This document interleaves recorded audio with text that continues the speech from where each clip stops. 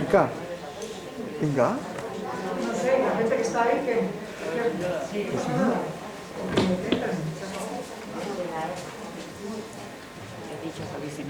He dicho que vengan los que están arriba, porque van a hacer la Kaixo, hasiko gara, Ja lau minutu pasatu dira eta etorri dena helduko da lanean. Arratsaldeon, mila esker Gasteizko udaletxearen eta Valentin Foronda Institutuaren laguntzei esker, eraiki Arabako Errepublikar Ateneoak antolatutako ekitaldi honetara etorri zareten guztioi. Buenas tardes, bienvenidos a cuantos nos acompañáis en esta conferencia coloquio que hemos organizado el Ateneo Republicano de Araba Eraiki en colaboración con el Ayuntamiento de Vitoria-Gasteiz y el Instituto Valentín de Foronda. Me complace presentar a este importante investigador de nuestra historia, al que la mayoría conocéis por sus colaboraciones con nosotros, pero no solo. Y es que el extenso bagaje de trabajos, publicaciones, experiencia de su currículum, el de Antonio Rivera Blanco, no cabe en 5 minutos como me pedían. Hay que hacer el currículum en 5 minutos. Pero bueno, voy a daros algunos datos de este profesor y catedrático de la UPV y de extensa obra histórica. Nacido en Miranda de Ebro, dice, pero se siente vitoriano de toda la vida. Eso he leído. VTV. Se licenció en Filosofía y Letras por el Colegio Universitario de Álava. Es profesor de Historia en la Universidad del País Vasco desde 1986. Además es catedrático de Historia Contemporánea desde 2002. También ha sido vicerrector de la UPV de Álava durante 2 mandatos, desde 1997 hasta 2004. También ha hecho buenas prácticas en la política vasca. Ha sido parlamentario vasco en la 8ª legislatura, pero también fue viceconsejero de Cultura, Juventud y Deportes del Gobierno vasco, contribuyendo, entre otras creaciones, en la Biblioteca Digital Vasca. Importante. Ahora, lo que de verdad le engancha es la investigación histórica. No tienes más que abrir internet y pillar todo lo que hay por allá. ¿Y qué decir de sus publicaciones? Es investigador principal del Grupo A del Sistema Universitario Vasco sobre Nacionalización, Estado y Violencias Políticas, participando en más de una veintena de proyectos de investigación, entre otros el proyecto de Historia y Memoria del Terrorismo en el País Vasco. Y también la dimensión social, discurso político de los siglos XIX al XXI. Ha dirigido tesis doctorales sobre estos temas que hemos enumerado. Es investigador y cofundador del Instituto de Historia Social Valentín de Foronda. Es autor de más de 15 libros, editor de 20 y tantos, 60 y tantos en muchos capítulos en libros, y 20 y tantos artículos científicos, participaciones en congresos nacionales, internacionales, etc. Asiduo en aportaciones a la prensa, que casi todas las semanas viene alguno. Y hace unos días lo hemos visto también en ETV. Colaborando en el programa Vamos a hacer historia sobre el asesinato de Cánovas del Castillo, que estuvo fenomenal. Su actividad investigadora se ha centrado en historia del movimiento obrero, historia urbana, procesos de nacionalización, culturas políticas y violencia política. En su larga lista de libros podemos destacar temas relacionados con lo que vamos a escuchar hoy, pues Álava, nuestra historia, las izquierdas en Álava, profetas del pasado, las derechas en Álava, que lo hizo en colaboración con Santiago de Pablo, que estuvo la semana anterior, el mes anterior, la situación y comportamiento de la clase obrera en Vitoria entre 1900 y 1915. Luego también hace poco ha presentado un libro, Nunca hubo dos bandos, sobre el terrorismo de ETA en nuestra sociedad. Creo que este año mismo ha sido. Pero también ha publicado en el 2009 Dictadura y desarrollismo, el franquismo en Álava, que viene muy a cuento con lo que viene hoy, de donde he sacado una frase que dice: en lo que fue un tiempo petrificado, cuando nada se movía sin que lo decidieran los franquistas. Es cierto. Y esta idea tiene mucho que ver con el tema de hoy: represión y desvanecimiento de la cultura política republicana en Álava. El Ateneo quiere agradecerle la colaboración en la confección de este programa de conferencias que tan buena acogida están teniendo. También en la elaboración de unos itinerarios por la victoria de la República, de la guerra y la posguerra hasta 1980, que en su momento ofreceremos a los y las gasteiztanas. Todo ello nos anima a seguir con estas actividades de cultura republicana ciertamente necesarias.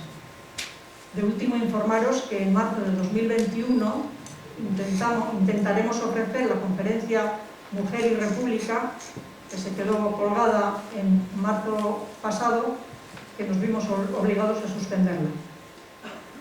Pero antes de acabar, no quiero pasar sin mencionar que se encuentran entre nosotros dos personas del Ateneo Republicano que han conocido muy de cerca la represión de la que Antonio nos va a hablar, ofreciéndonos un trocito de su experiencia familiar, que son Julio García Ibáñez, que nos va a dar lectura al escrito de despedida, creo que de su padre, de un republicano, a su esposa días antes de ser fusilado.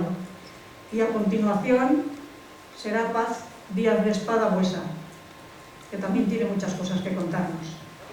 Si le acercáis un micro a Julio, igual puede decirnos algo.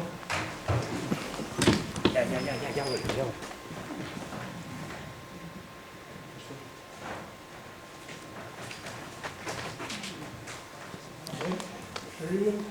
No.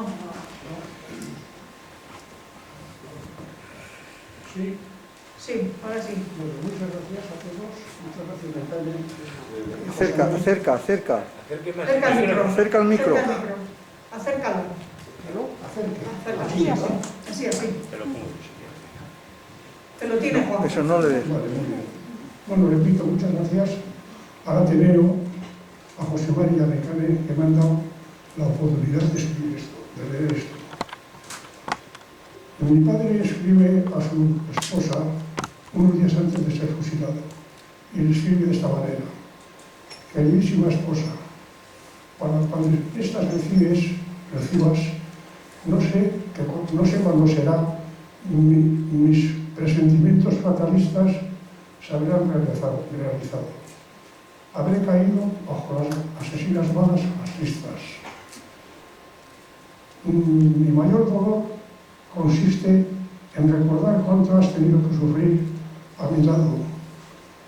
Tanto, porque solo te pido que me perdones y disculpes, pues todo iba encaminado a conseguir un porvenir más bello y más humano para nosotros y para nuestros hijos. Al luchar por una sociedad mejor, no tenía más remedio que recordar el porvenir de nuestros hijos.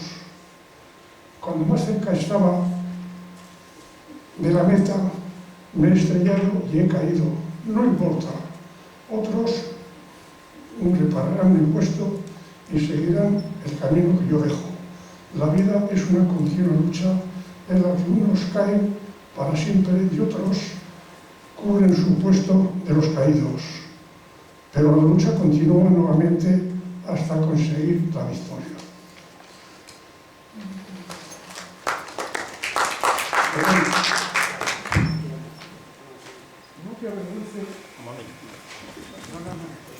No te avergüence mi caída, antes al contrario, muéstrate orgullosa de haber sido la esposa de un hombre a quien la justicia fascista ha seleccionado para eliminarlo, no por haber cometido crímenes ni robos, sino por haber sido un antifascista honrado y generoso, como así mismo consecuente con sus ideas que sustentaban.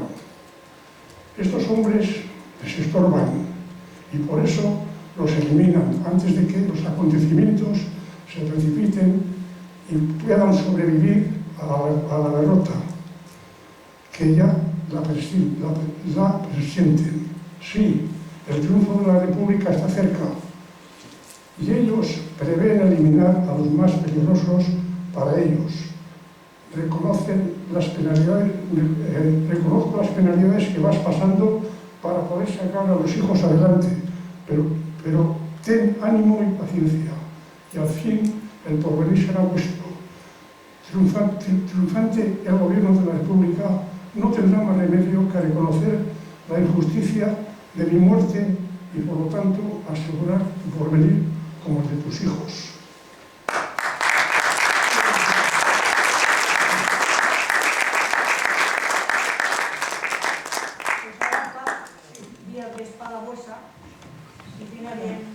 Comunicarnos su...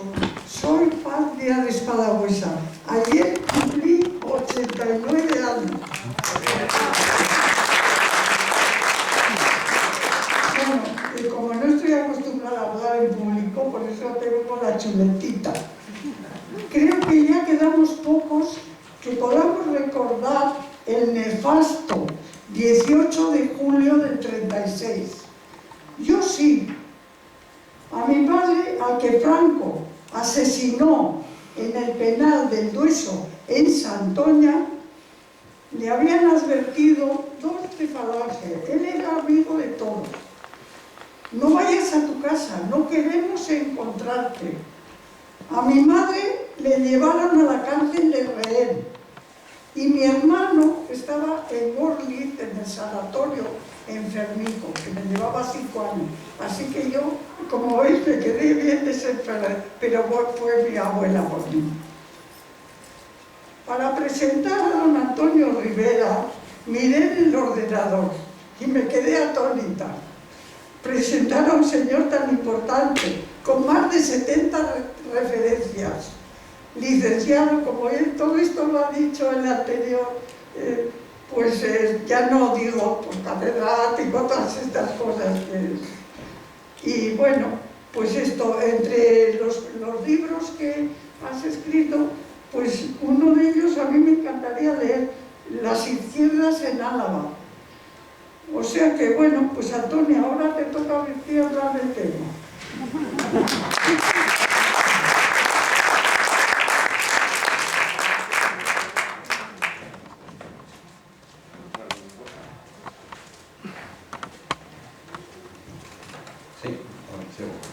Bueno, Arratsalde León, buenas tardes. Muchas gracias, Nekane, Paz, Julio. Cuando Nekane se extiende tanto, quiere decir sobre todo que uno es tan viejo, ¿no? Sobre todo, he tenido mucho tiempo para esas cosas y todavía para alguna más. Bueno, muchas gracias a todos y todas por vuestra presencia esta tarde, con la que vamos a cerrar este ciclo que, como presentaba Nekane, hemos organizado entre el Ateneo Republicano y el Instituto Valentín de Foronda, con la anuencia del Ayuntamiento que nos presta sus equipaciones y locales, y que ha tratado de actualizar de alguna forma el conocimiento que tenemos sobre los hombres y mujeres del republicanismo vasco, particularmente alavés, y hacer algunas reflexiones al respecto de ese pensamiento político. A mí me toca cerrar el programa y me toca cerrarlo con una cuestión que nos acerca más a nuestro tiempo, que de alguna forma pues, habla de los últimos 80 años aproximadamente, y que trata de dos cuestiones distintas, aunque en algunos casos, no en todos los casos, convergentes. Estamos hablando, como veis por el título, de represión y desvanecimiento, en este caso del republicanismo. Digo que son coincidentes, pero no siempre, porque hay algunas culturas políticas que también fueron muy reprimidas y, sin embargo, no se desvanecieron posteriormente a la guerra civil y al propio franquismo, sino que prosperaron en la historia por determinados argumentos y razones. Yo voy a hablar por qué, en este caso concreto, el republicanismo dejó de estar presente a partir de un determinado instante, debido en parte a la represión, pero debido en parte también a las propias coyunturas históricas en las que se movió. Bueno, como no tenemos demasiado tiempo, voy a arrancar directamente para no entretenernos mucho más. Vamos a empezar hablando de la represión.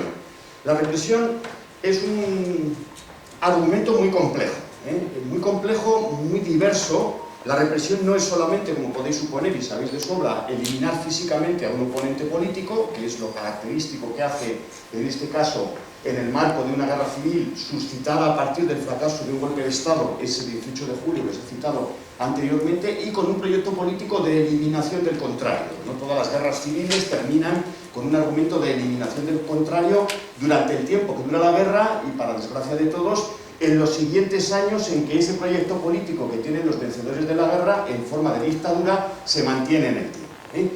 Uno de los argumentos fundamentales, uno de los factores fundamentales que nos explican todo esto es que el proyecto político fascista en ese momento, bien dicho está, es un proyecto político que se soporta en la victoria y en la eliminación a todos los efectos del contrario. Cuando hablamos de eliminación del contrario, podemos estar hablando de su grado máximo, que es la eliminación física, el crimen, el asesinato, bien mediante una fórmula de justicia en caliente, básicamente el asesinato en una cuneta, para entendernos, ¿no?, o delante de un paredón, o la justicia entre comillas legal de este sistema, que por la forma de un consejo de guerra. Nos han presentado hace un momento el caso de Valentín García, en su caso es un consejo de guerra. Todo es similar, no hay diferencia sustantiva, porque en ese momento la justicia con mayúscula está sustantiva. Me voy a referir a algunas de estas cuestiones y me voy a referir a los republicanos. El concepto republicano en aquel tiempo es un poco esquivo, en el sentido siguiente. Perfectamente un trabajador de la CNT podía también estar afiliado a un partido republicano. Alguno dirá, imposible. No, imposible en absoluto. Esto ocurría con mucha más abundancia de lo que nos pensamos. Perfectamente un afiliado a la UGT podía estar afiliado a un partido republicano y no al Partido Socialista. Otro tanto digo de republicanos cruzados, etc., ¿no? Pero nosotros nos vamos a referir sobre todo y especialmente a aquellas personas que las tenemos identificadas en el caso de Álava como adherido a alguno de los grupos u organizaciones republicanas. Digo esto para que no parezca que nos dedicamos exclusivamente a ellos, sino que esta es la invitación que se hace para que nos entendamos rápido. En el escalón, en el nivel más brutal de la represión, sin ninguna duda, está el asesinato, el crimen, y ahí tenemos, de los 193 personas que tenemos registradas con nombres y apellidos y fecha asesinadas en Álava. Luego me he dado cuenta que asesinarse en Álava siendo muy respetuosos con la demarcación provincial, porque a los de Treviño no los tenemos sumados en esta lista. Es una cosa para no perder de vista. De esos 193 asesinados, tenemos que el grupo político, la cultura política que mayor número de ellos tienen ya son los republicanos.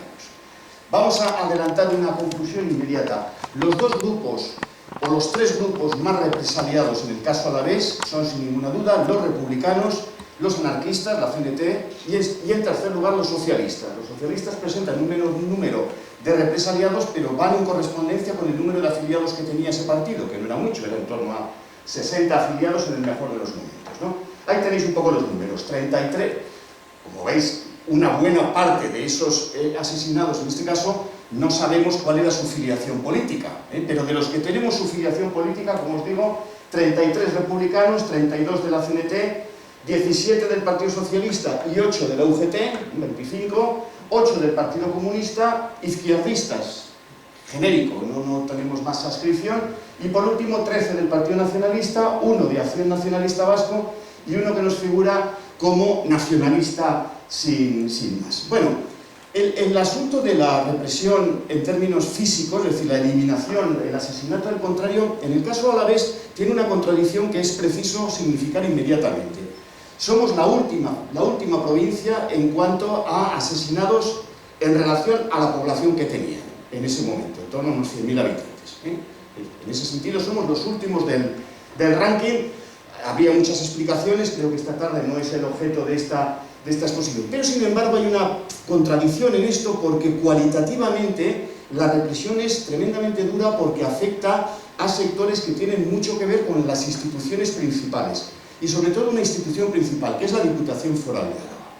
La Diputación, por circunstancias que no están del todo bien resueltas, tenemos nada menos que de 15 miembros, 15 diputados forales, para entendernos, que había después de febrero de 1936, es decir, después de las elecciones que dan la victoria al Frente Popular. De ellos, de esos 15, 9 van a encontrar la muerte básicamente en los primeros días, en las primeras semanas del inicio de la guerra civil y después del golpe, ¿no?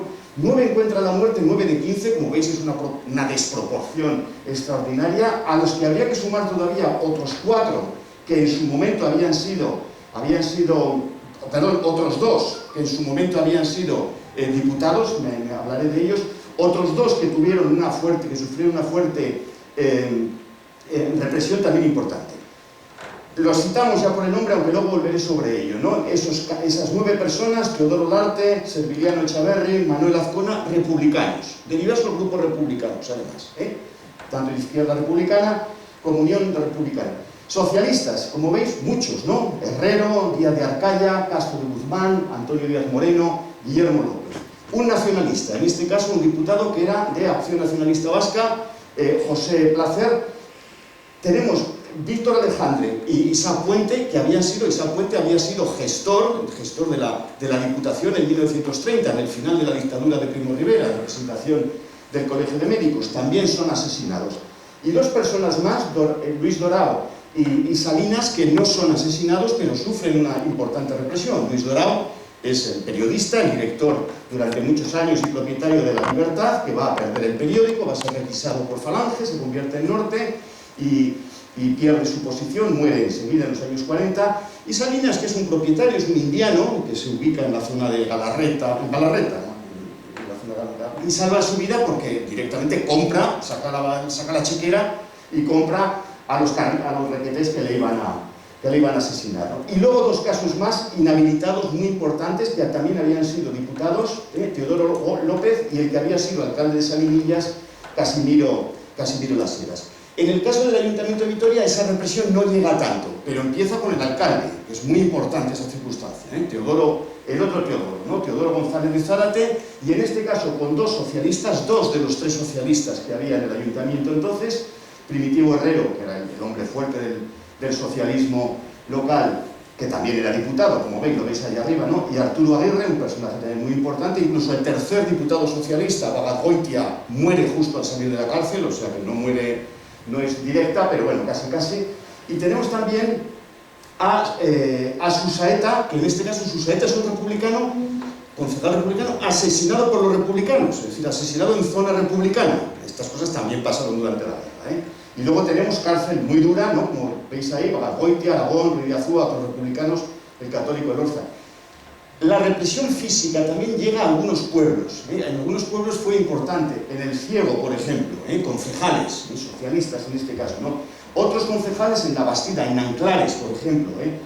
Fue muy importante los delegados gubernativos. En las localidades pequeñas, los delegados gubernativos normalmente solían ser los alcaldes o una persona que Serviliano Echaverri, que era el farmacéutico en La Rioja, era el delegado gubernativo. Entonces, para esos requetés o para esos menos falangistas, ¿no? Para los alzados, la representación de la República eran esos personajes. Por eso también hay tanta mortalidad entre los maestros. Porque en un sitio como Zalduén, un pueblo muy pequeño, muy republicano, por cierto, el representante de la República no era tanto el alcalde, que podía ser de un partido o de otro, sino el delegado gubernativo, que era el maestro, ¿no? Importante también, ¿dónde se concentra la represión y sobre todo la represión física? Vitoria, desde luego, Vitoria es el gran centro, pero donde tiene más impacto, sin ninguna duda, es La Bastida. En La Bastida tenemos la friolera de 1,5 de asesinados que tienen que ver precisamente con los hechos de 1933, de diciembre del 33, la revuelta, la sublevación anarquista, como lo queramos llamar. Ahí quedan muchas causas pendientes y aquí se produce un fenómeno de venganza directa por parte del pueblo, en el marco del propio pueblo. Y otras 2 localidades importantes también. He puesto ahí la Rusia Alavesa, le llamaban así, ¿no? Maestu, ¿no? A Raya Maestu, ¿no? Donde estaba el grupo en torno a Isaac Puente, que tiene que ver justo con la llegada de Millán Astray. Millán Astray tenía una manera un poco determinante de animar a sus huestes, que era directamente asesinar a los contrarios, y esto es lo que hace cuando llega a la provincia. Y por último tenemos un caso que es el de Nanclares. El de Nanclares es brutal porque no son muchos, son media docena, pero son media docena asociados a una circunstancia familiar brutal, de padres asesinando, mandando a asesinar a sus hijos, ¿no? Y cosas por el estilo. Es un asunto. Javi Gómez Calvo escribió un pequeño folleto coincidiendo con el homenaje que se le rindió a los Ruiz de Austi, etcétera, ¿no? Y lo cuenta con pelos y señales, y es muy importante esta cuestión, ¿no? Tenemos también muertos en otras provincias, como Valentín, que se nos ha señalado ahora, ¿no? No tenemos un listado demasiado exhaustivo de ellos, ¿no? Unos 22 aproximadamente, la mayoría de la CNT, normalmente en consejos de guerra, como el que señalaba Julio. De esos 22, para que nos hagamos una idea, solamente 3 republicanos, ¿eh? Pero bueno, esto es un poco. Pero claro, además de esta realidad, tenemos toda una realidad acumulativa que tiene que ver con encarcelamientos, deportaciones, exilio, pérdidas del empleo público. La pérdida del empleo público entre los republicanos es muy importante, porque muchos de ellos pertenecían precisamente a la Diputación, al Ayuntamiento, eran carteros, eran maestros, luego veremos alguna cosa de esto. Fijaos, depuraciones de maestros, 62 en la provincia, son muchos. A ver, primero, todos los maestros y cargos públicos o funcionarios públicos fueron sometidos en el 39 a una revisión de su condición, ¿eh? A todos y cada uno de ellos, ¿no? En el caso de los maestros fueron de los que salieron mal parados, porque era relativamente sencillo encontrar testimonios que obraran en contra suyo, ¿eh? Esto fue uno de los mayores problemas que tuvieron. Todo remite a esos 3 hierros que dice algún autor, ¿no? En lo que se derivó hacia los que habían estado ligados a la República era entierro, encierro o destierro, ¿no? Y interpretar, insisto, la represión, y en este caso la represión bélica y posbélica, es una estrategia, ¿eh? Es una estrategia que mientras dura la guerra, su objetivo básicamente es paralizar al contrario. Eso que decía Mola de engendrar un miedo atroz que paralice al contrario, eso es lo que se hace durante la guerra, eso es la justicia en caliente. Cuando termina la guerra o cuando está terminando la guerra y están controlando la situación, las formas de la represión adoptan otros criterios distintos, porque de lo que se trata es de administrar el miedo, es decir, mantener esa sensación de terror, esa sensación que desactiva a las personas a través de diferentes procedimientos. Al principio, hasta 1942, acuden a la eliminación física, al asesinato, acuden a enviar al exilio. A partir del 42 la cosa se atenúa extraordinariamente. Pero, por ejemplo, aquí tenemos otra que os he querido traer aquí, que es las multas. Los republicanos hemos señalado que estaban ahí al frente, pero quien realmente pagó el pato en esta provincia en términos físicos, sobre todo, fueron los anarquistas. ¿Qué ocurre con las multas? Álava, como he dicho antes, es de las últimas o la última provincia en cuanto a muertos, asesinados, pero sin embargo es la primera en relación a su población en cuanto a la afección de las multas, ¿eh? Los alzados empezaron enseguida a actuar en este sentido. Primero empezaron durante la guerra, si leéis la prensa de la época, en lo que llamaban suscripciones nacionales patrióticas, voluntarias, que pagaban los desafectos. Lo de voluntarias os podéis imaginar que es con toda acumulación de comillas, ¿no? Luego engendraron cuestiones, fijaos, tan pronto como enero del 37, la Comisión de Incautación de Bienes, que lo que hacía era desarrollar expedientes y consiguientemente exacciones sobre las propiedades, ¿eh? En Álava solo en el Ayuntamiento de Vitoria tenemos 20 expedientes, pero que suman la friolera de 5 millones de pesetas de la época, como se suele decir. Y luego finalmente se inventan la más temerosa, la más temible de todas ellas, que es la Ley de Responsabilidades Políticas.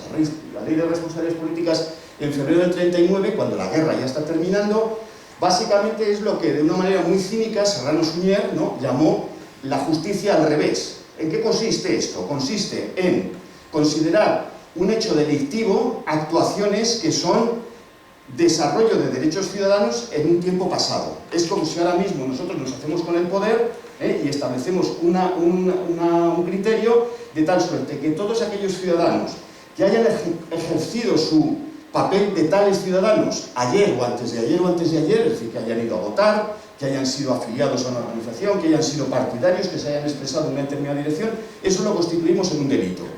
Todos sabemos que no se puede legislar hacia atrás, pero ellos lo hacen. Esto es la capacidad que tiene la fuerza y por eso se llama lo de la justicia real. Bueno, la Ley de Responsabilidades Políticas lo que hizo es poner en fila a todo hijo de vecino, para echar cuenta de dónde había estado durante los años de la República. Y entonces de esa manera lo que hicieron fue condenar por la vía de multas a unos porcentajes de población extraordinarios. Como os he dicho, Álava es la tercera de España en estas multas y afectan al 1% de la población. Es un porcentaje altísimo y extraordinario. ¿Qué es lo que se intenta con esto? Con esto se intentan básicamente dos cosas. Uno, recaudar recursos. Tú has terminado una guerra, estás hecho polvo, y entonces lo que haces es recaudar recursos. Y en segundo lugar, lo que haces es introducir el miedo. Imagínate lo que supone que en 1939 una dictadura fascista que se está instalando en el lugar te cargue 5.000 o 50.000 pesetas que tienes que ir pagando. Pues ya tu vida está condenada directamente a esa circunstancia. O sea, estás perfectamente desactivado como contrario, vamos a llamarlo de esa forma, ¿no? Es muy importante.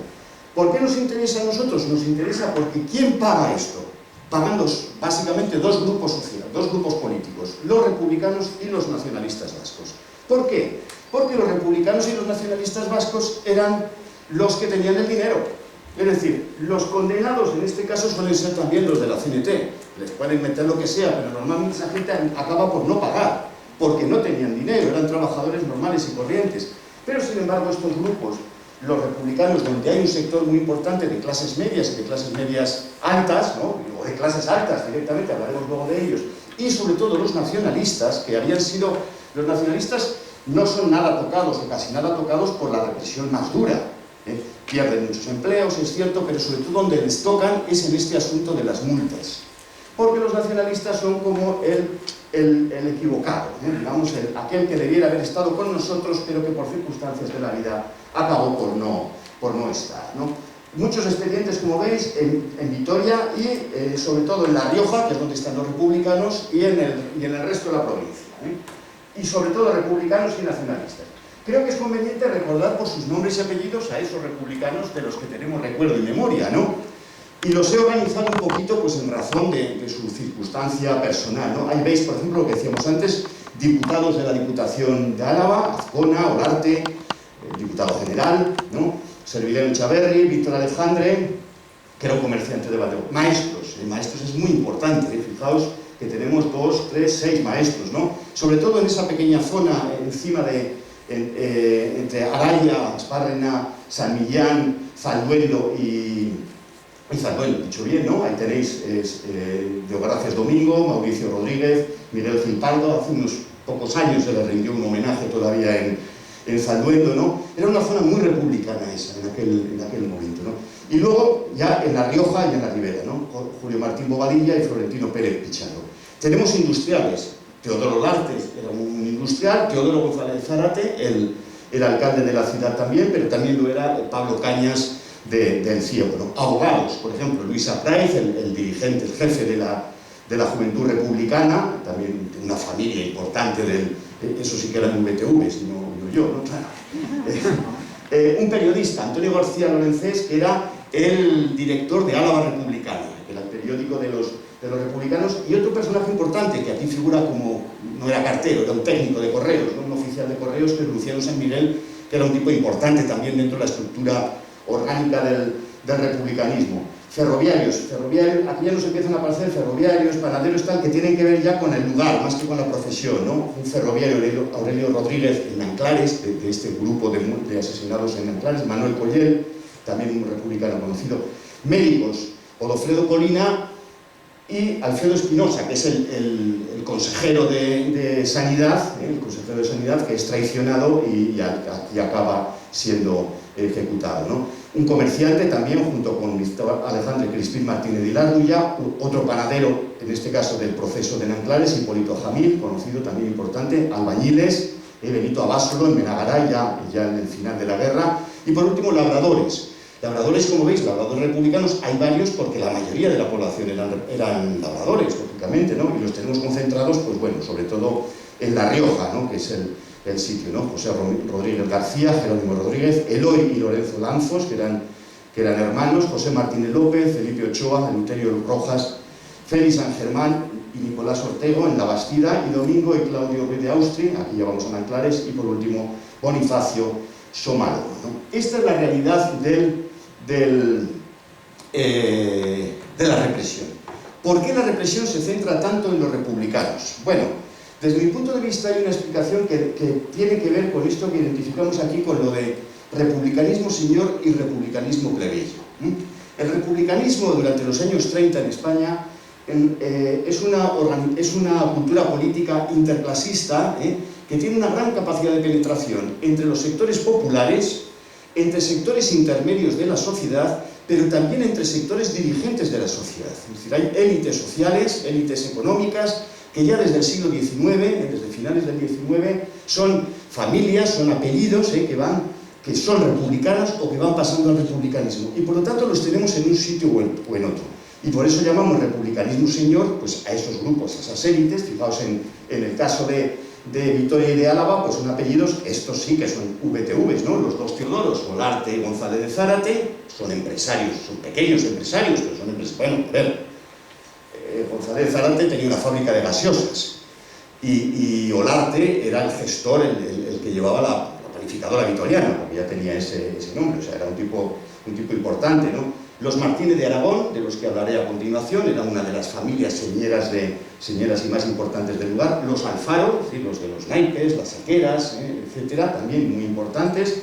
Damaso Villanueva, que todavía tenemos negocios durante la época del franquismo que tenían ese apellido. Severiano Lorente, que en su momento era el hombre, iba a decir, más rico del lugar, al menos el que más impuestos pagaba, el que figuraba al frente de la lista del pago de impuestos. El farmacéutico Echaverri, que ya hemos citado, el indiano Salinas, Antonio Huesa, que ha sido un poco la referencia y el recuerdo del republicanismo durante los años del franquismo, ¿no? De hecho, cuando tenemos los listados de esos asesinados, el que tenía el listado era Antonio Huesa. Luego hemos ido perfeccionando esos listados, pero era el ferroviario. Bueno, la familia de los Huesa, pues no me tengo que extender, ¿no? Jorge Fernández, el de las cerámicas. Jorge Fernández es el fundador del Partido Socialista, en este caso no es un republicano, es un socialista, es el fundador del Partido Socialista en Vitoria y era pues, el empresario de la construcción más importante que había en el lugar. Luis Dorao, que lo hemos citado antes, maestro, periodista, etc., ¿no? Luego estaban los sectores intermedios, había mucho, pues empleados cualificados, administración, pequeños propietarios rurales, esa imagen que tenemos de las izquierdas campesinas, aquí no son jornaleros, no, aquí son pequeños propietarios rurales normalmente, muchos de ellos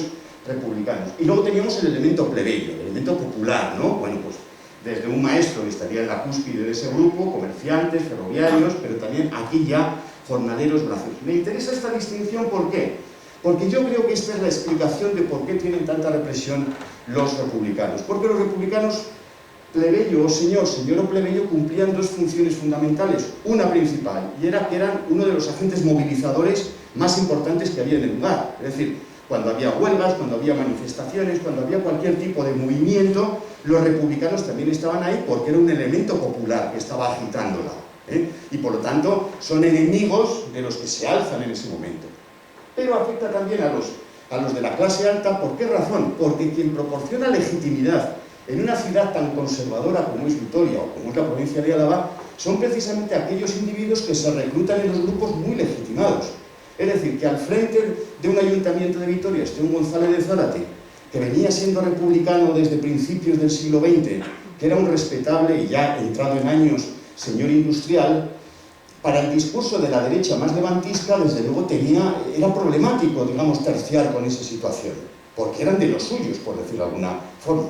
Teodoro Olarte se sentaba en el Consejo de Administración con Guillermo Lío, por ejemplo, y con otros apellidos más muy importantes que estaban en el otro lado de esto que estamos contando, ¿no? Por lo tanto, Hermandad Alavesa, que es el grupo de la derecha, el grupo que aglutina el conjunto de las derechas y que dirige José Luis Oriol, encontraba en esta diversidad del republicanismo, encontraba su espejo, su reflejo.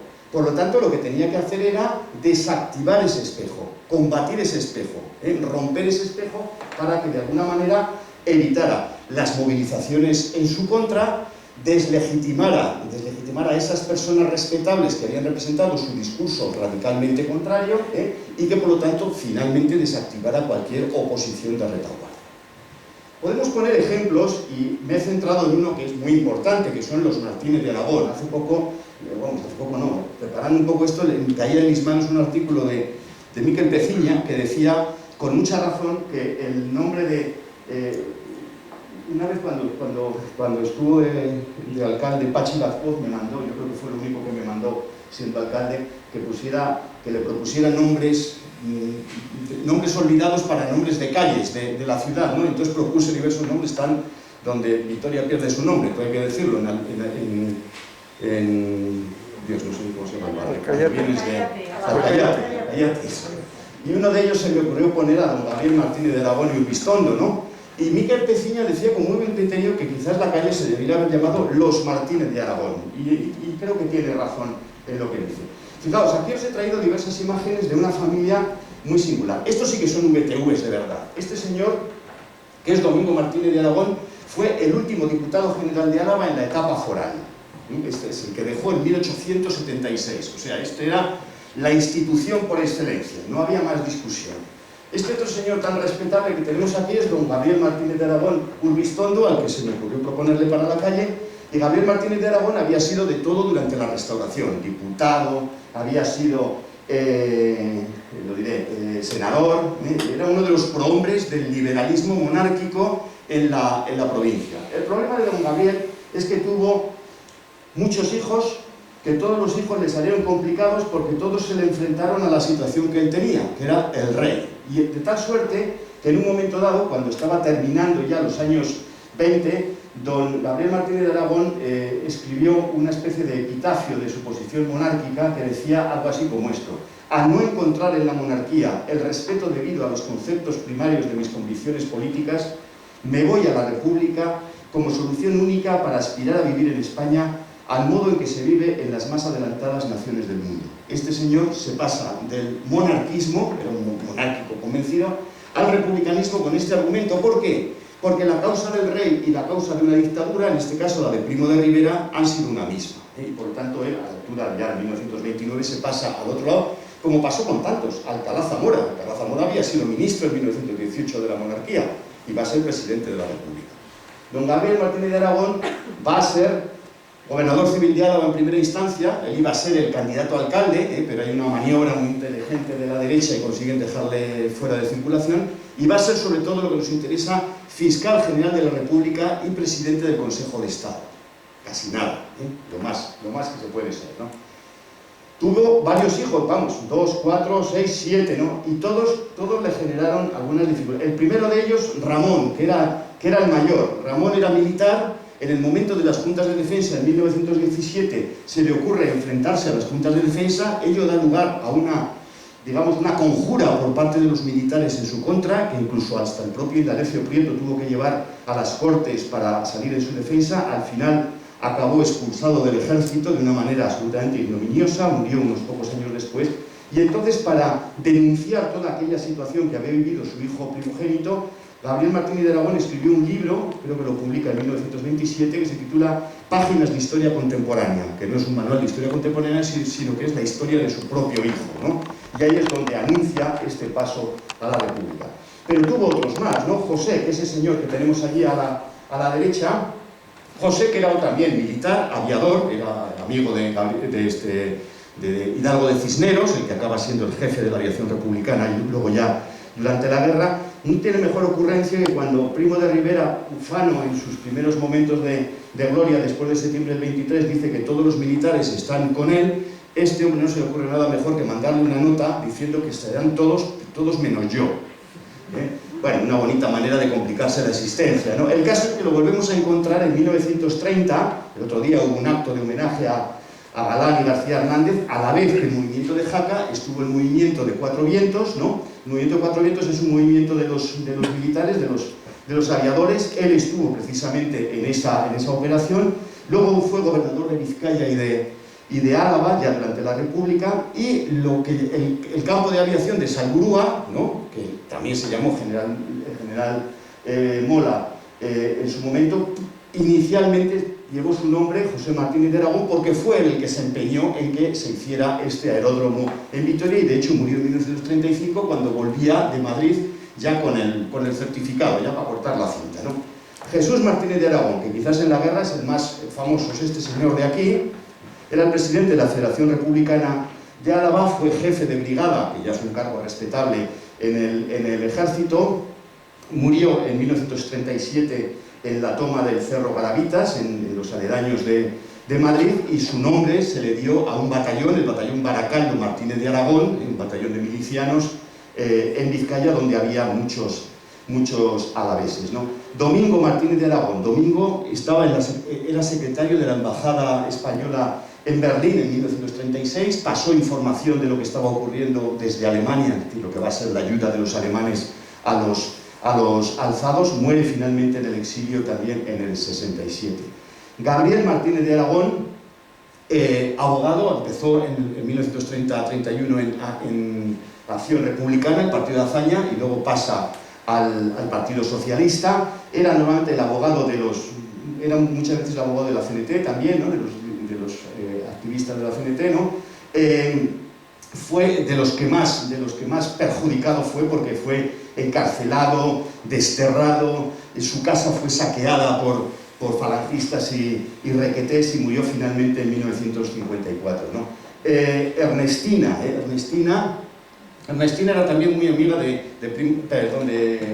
Indalecio Prieto. Cuando Indalecio Prieto, después del movimiento de octubre del 34, tiene que huir a Francia y pasar por Madrid, donde se esconde es en casa de Ernestina, ¿no? Bueno, pues Ernestina acabó en un campo de concentración en el centro de Europa y terminó sus días también en 1947 en el exilio. Y por último tenemos el caso de Alberto. Algunas referencias tenemos que lo señalan como republicano. Yo me inclino más a pensar que ya estaba afiliado al Partido Socialista en ese tiempo, jardinero, jefe de los jardineros del ayuntamiento local, y es asesinado de manera ignominiosa en la Florida, un día en que confunde el hombre el volar de unos aviones, pensando que esos aviones no eran un bombardeo, pero en realidad él pensaba que era otra cosa, y le asesinan directamente en el propio parque de la Florida, ¿no? Aquí tenemos una imagen de lo que era la casa de los Martínez de Aragón, que fue expropiada directamente. Esta casa está aquí a la izquierda, tenemos el Canciller Ayala, para que nos hagamos una idea, el hotel, fue expropiada directamente, pero no solo eso. La mujer, la viuda de Alberto Martínez de Aragón, tuvo que pagar la friolera de 50.000 pesetas de la época por una condena, por una multa de la Ley de Responsabilidades Políticas. Una cosa absolutamente bárbara, ¿no? Luego la historia tiene sus venganzas, ¿no? Venganzas menores en este caso, ¿no? Porque es el hecho de que creo recordar que es José, el que, claro, estos son propietarios importantes, ¿no? Y son propietarios, entre otras cosas, de lo que les permite en un momento dado, cuando la Diputación franquista, en este caso concreto está el abuelo de Alfonso Alonso, es decir, Aranegui, ¿no? Cuando está de presidente de la Diputación, Aranegui pretende actuar en la Torre de Mendoza, para que acabe siendo pues, lo que ha acabado siendo, ¿no? Un patrimonio provincial. Los Martínez de Aragón son copropietarios del lugar, y entonces establecen una condición, y es que a partir de 1963 en la iglesia de San Vicentejo, en Treviño, se va anualmente a producir un acto religioso en su honor y su memoria y su recuerdo, ¿no? Curiosamente, desde el 63 tenemos que un acto religioso se convierte en un acto de reivindicación y de recuerdo, de memoria de aquella familia que fue eliminada del mapa, porque es que son eliminados del mapa, por decirlo de alguna forma, de forma, como veis, absolutamente brutal, ¿no? Otro personaje de esta naturaleza que le traigo aquí a colación, porque le tengo mucha estima y porque creo que nos habla ya de la represión, pero ya nos introduce en el otro argumento, que es lo de desvanecimiento, que es el término que he utilizado yo para esto. Tomás Alfaro Fournier, con permiso de don Teodoro González Zárate, es el alcalde republicano de verdad.